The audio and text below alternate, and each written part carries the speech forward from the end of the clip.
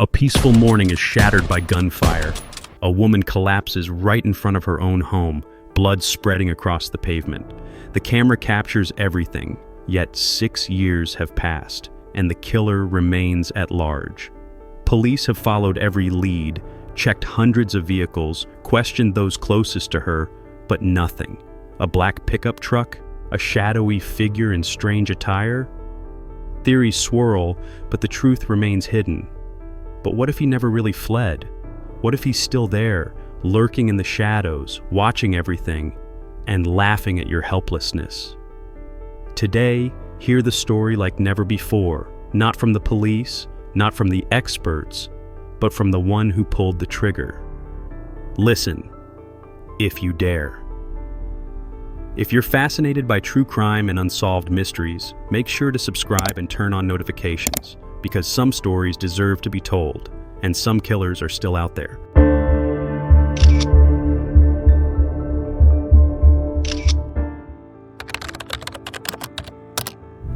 You think you're smart? 6 years, 6 long years, and you still have nothing.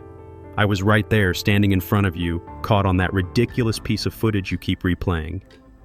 You've watched it hundreds of times, analyzing every frame, every shadow, every fold of fabric on my clothes. And yet, still nothing. I gave you all the clues, the truck, the outfit, the way I moved. I even gave you my voice, the soft morning greeting she uttered before I pulled the trigger. But you're still lost in that maze you built for yourselves, blindly chasing useless theories. Robbery? A personal motive? Some kind of revenge? Ha! How naive. I did this right in front of her neighbors, in a quiet, peaceful neighborhood, in broad daylight. Just a few seconds, and I vanished like a shadow. No trace, no clear witness. And that's what I enjoy the most. The police, the media, the so-called internet detectives. They think they can figure me out, track me down. But no, you will never understand, because I have already won, and you will always be one step behind. You keep wasting your time guessing, throwing out meaningless theories about why I chose her. A failed robbery? A personal vendetta? A contract killing? Ha!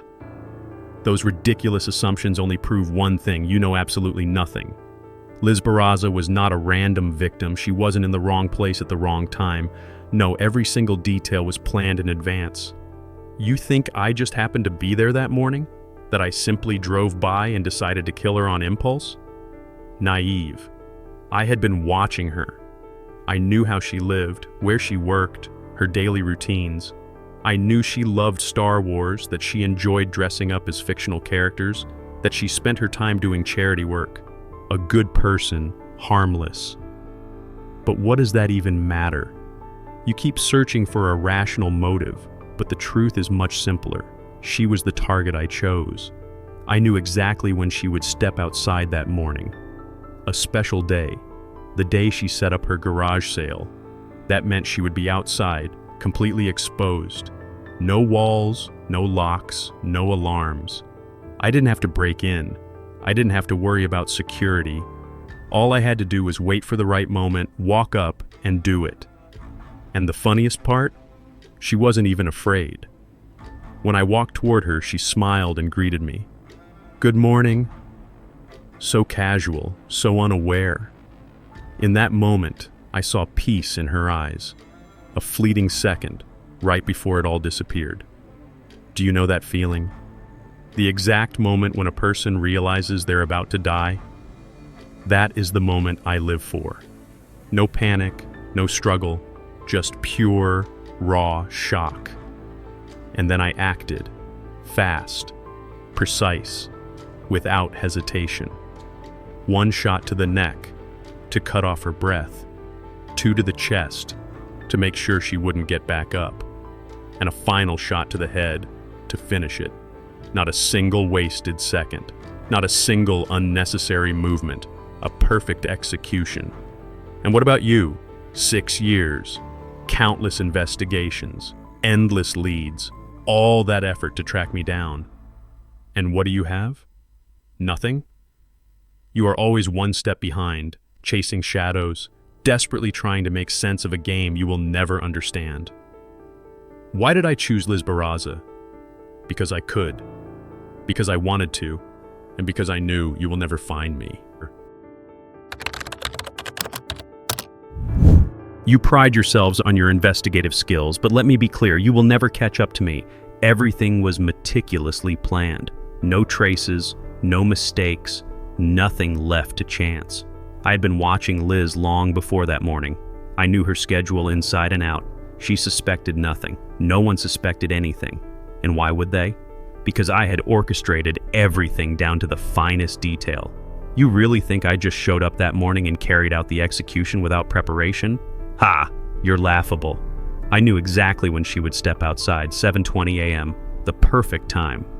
Sergio was already gone. Her neighbors were still groggy, sipping their morning coffee. The street was quiet. No one would react in time. She stood there, surrounded by her old belongings, believing it was just another ordinary morning. But I was already there before her. Have you ever considered that? I had already surveyed the area, memorized every escape route. Have you ever wondered how I was able to get so close without raising suspicion? Because I knew every street, every blind spot. I knew where the cameras were, and more importantly, where they weren't. I knew exactly how to get in and out without leaving a trace. The Nissan Frontier, a perfect diversion. You chased it like mindless hunting dogs, desperate to find its owner. But let me assure you, you will never trace it back to me, because it was never mine to begin with. And even if you found it, you'd have no way to link it to me. My outfit? Another game. A long, flowing coat, high boots, long hair, real or fake, you couldn't even tell. You weren't even sure if I was a man or a woman, how amusing. And then, the moment of action. I stepped forward, saw her smile. Good morning. A simple greeting, and in the blink of an eye, it was over. 4 shots, quick, precise, efficient, no rush, no panic. The neighborhood remained still. No one reacted in time. I turned, ran back to the truck, and left, exactly as planned. And within less than 2 minutes, I was gone. But here's the most fascinating part. Have you ever wondered why I came back? Why the truck drove past the crime scene again? You think it was a mistake? Ha! Not at all. I wanted to be sure. I wanted to see the aftermath of my work. And more than that, I wanted to leave you with a question that would haunt you forever. Why did the killer return? You're still stuck on that question, aren't you? Spinning in circles, desperate for answers. But I won't give them to you, because I know one thing for certain. You will never find me.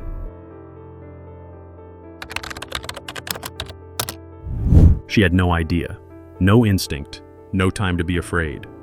I saw her right in front of me, busy arranging her old belongings, one hand adjusting the items, the other holding her phone. She didn't even have the chance to get a clear look at me, just a stranger walking up, someone who seemed harmless, someone she had no reason to fear.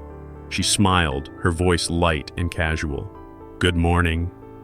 I still remember that moment perfectly. A brief second between peace and a nightmare.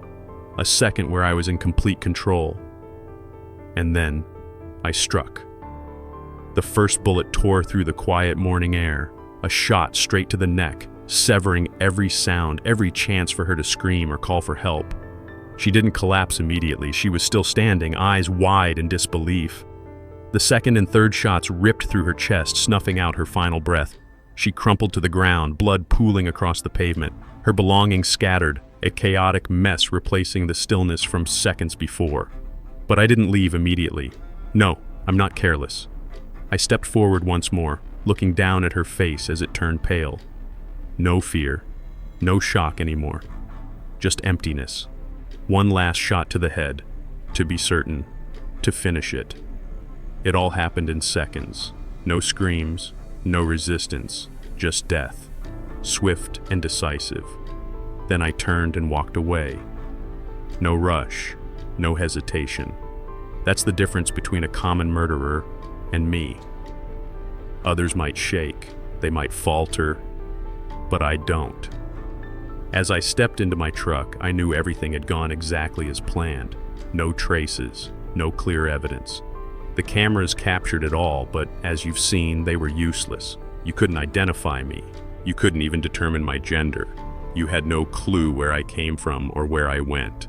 And then I made a bold choice. I came back. Yes, I drove past the crime scene again. Why? Because I could. Because I wanted to admire my work. Because I wanted to leave you with a question that would haunt you forever. Why did the killer return?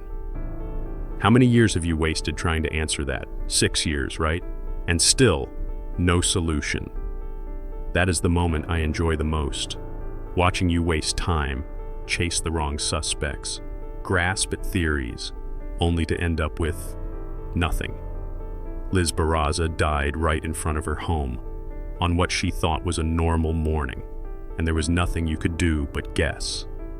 That is what has made me laugh for the past 6 years. I was gone before anyone even realized what had happened. A broad daylight execution, potential witnesses everywhere, cameras rolling, an entire police force jumping into action. And yet, you still have nothing. How many mistakes have you made? How many clues have you overlooked? You believed the Nissan Frontier was the key to finding me. You spent months tracking down every similar truck in Houston, combing through registration records, chasing down owners. And what did it get you? Nothing. Did it ever cross your mind that the truck wasn't even mine? And my outfit? That drove you crazy too, didn't it? A long coat, strange boots, hair so long you couldn't tell if it was real or fake. I confused you so much that you couldn't even confirm if I was a man or a woman. You sat there, rewinding that footage over and over, arguing about my body shape, my movements, yet in the end, you still don't know who I am. But my favorite part? The moment I came back. You think I returned because I made a mistake? Ha! I wanted you to see me. I wanted you to question, to doubt, to be consumed by confusion. I wanted you to spend years trying to understand why a killer would return right after committing the crime. You probably assumed I escaped along the routes you thoroughly checked. But do you really think I'm that stupid? I didn't take the main roads, I didn't get caught on traffic cameras. Did it ever occur to you that I might have taken a hidden route, slipped through an empty field, driven into an unmonitored area? You couldn't find me because I never went where you expected. You tried everything, investigating Liz's enemies, scrutinizing financial motives, questioning her loved ones, but you never understood the real reason. You kept searching for a logical explanation, a grudge, an insurance payout, a secret affair, but you never considered the most terrifying possibility, a random choice, meticulously planned. I played a perfect game of chess. I knew exactly which direction you would take, and I led you astray from the very beginning. 6 years have passed, and you're still chasing a ghost. I am right here, watching you, and I know one thing for certain: you will never catch me. 6 years. 6 years of you fumbling in the dark, chasing clues, grasping at theories, but I'm still here, free, watching, laughing. Do you know what amuses me the most? It's the way you think you're getting closer. Time and time again, the police hold press conferences, release new updates, beg the public for help. They promise justice, swear that the killer will not escape the law. And yet, 6 years later, that so-called net of justice is still full of holes. How much time have you wasted chasing dead ends? You combed through Liz and Sergio's finances, convinced that some hidden life insurance policy was the key. But then what? Sergio gained nothing. A murder for money? Ha! If that were the case, why didn't I just take the cash Liz had sitting on the table for her garage sale? You also suspected Sergio, scrutinizing every movement, every word he spoke. Did he act strangely? Was his reaction unnatural? Was he involved? You latched onto him like a starving dog on a bone, because that was the easy route. But guess what? He isn't me. You were wrong from the start. And my absolute favorite part? The so-called internet detectives. The armchair sleuths sitting behind their screens, piecing together fragments, convinced they're smarter than the police. They analyze every frame, study my posture, debate whether I'm a man or a woman, wonder if I was someone Liz knew. They spin wild conspiracy theories, gang initiation, contract killing, personal revenge. But in the end, it's all just delusion. The truth is much simpler. I chose Liz. I planned it. I executed it. And then, I vanished. Cameras didn't help you. Witnesses didn't help you. Technology didn't help you. All you have are endless theories and investigations that lead nowhere. Every year, on the anniversary of Liz's death, you bring it back to the headlines, pleading for justice, reminding the world. And every year, I watch, and I laugh. Because justice will never reach me. I'm not hiding. I'm not some ghost lurking in the shadows like you imagine. I could be standing right next to you, watching your every move, enjoying every mistake you make. And no matter how hard you try, you will never catch me. 6 years have passed, and the mystery of Liz Barraza's murder remains unsolved. The killer, whoever they are, still walks free, taunting both the police and the public. They planned every detail, executed their crime flawlessly, and disappeared without a trace. But what does this case really tell us? It reveals the limits of modern investigations. Cameras recorded everything, yet they couldn't identify the suspect. Advanced forensic techniques, witness statements, and online sleuths, none of them have led to an arrest. If a crime caught on tape remains unsolved for this long, how many others are slipping through the cracks? It raises questions about justice. If killers can execute such precise, calculated attacks and evade capture for years, how many others are watching, learning, and waiting? How do we stop them if we can't even catch them? It challenges our perception of safety. Liz was in her own driveway, in broad daylight, surrounded by neighbors. She wasn't in a dark alley or a dangerous part of town. She was in a place where she should have been safe. Yet, in seconds, that illusion was shattered. If it could happen to her, who else is at risk? And perhaps the most unsettling question of all, is the killer still out there watching us? What do you think? Will this case ever be solved? Or will it remain another chilling reminder that sometimes evil truly does vanish into the shadows?